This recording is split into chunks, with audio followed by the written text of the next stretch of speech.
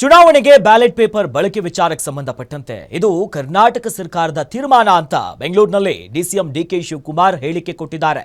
ಸ್ಥಳೀಯ ಸಂಸ್ಥೆ ಚುನಾವಣೆ ನಡೆಸುವ ಅವಕಾಶ ಸರ್ಕಾರಕ್ಕಿದೆ ಅಂತ ಹೇಳಿಕೆ ಕೊಟ್ಟಿದ್ದಾರೆ.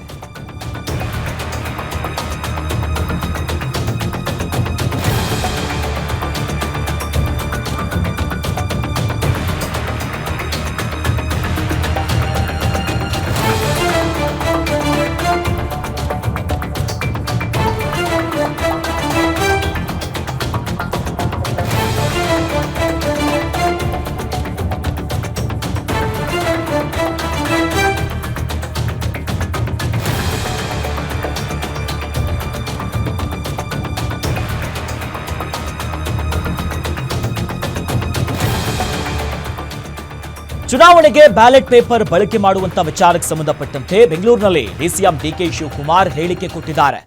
ಸ್ಥಳೀಯ ಸಂಸ್ಥೆ ಚುನಾವಣೆ ನಡೆಸುವಂತ ಅವಕಾಶ ಇದೆ, ಸರ್ಕಾರಕ್ಕಿದೆ ಅವಕಾಶಗಳು.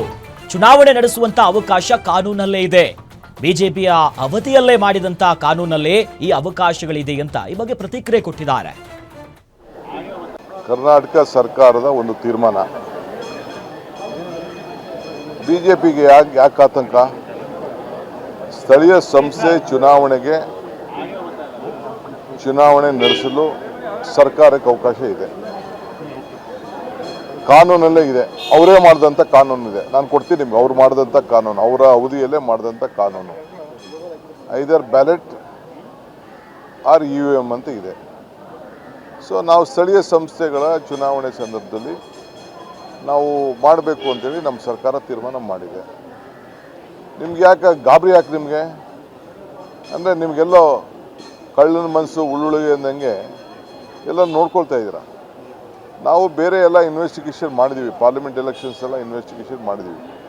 ಈಗ ಅದ್ರ ಬಗ್ಗೆ ನಾನು ಚರ್ಚೆ ಮಾಡೋಕ್ಕೆ ಹೋಗೋದಿಲ್ಲ. ಇದು ಸ್ಥಳೀಯ ಸಂಸ್ಥೆ ಚುನಾವಣೆಗಳಿಗೆ, ಇದನ್ನೀಗ ನಾವು ಸೊಸೈಟಿಗಳಿಗೆ ಮಾಡೋದಿಲ್ಲ.